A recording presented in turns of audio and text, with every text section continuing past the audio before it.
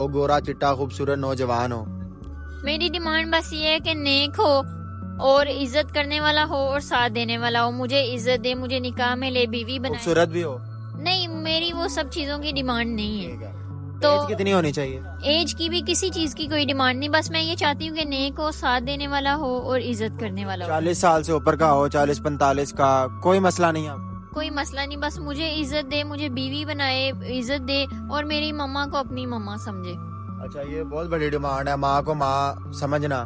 मेरे ख्याल आजकल के दौर में तो कोई माँ नहीं बनाता किसी को, बीवी तो चलो बना लेगा कोई। तो मेरा ख्याल है कोई नेक सिफ्त इंसान होगा तो जो फिर आपसे शादी करेगा, इस तरह तो कोई नहीं शादी करेगा ना। जी। क्या मतलब आपकी वालिदा को अपनी वालिदा की तरह ट्रीट करे, आपको अच्छा रिस्पॉन्स दे, मोहब्बत करे, आपको प्यार दे, आप शादी कर लेंगी अगरचे उसकी दूसरी शादी हो? जी, मुझे फिर भी कबूल है। किसी किस्म की कोई डिमांड, कोई इशू तो नहीं है? नहीं, कोई इशू नहीं है।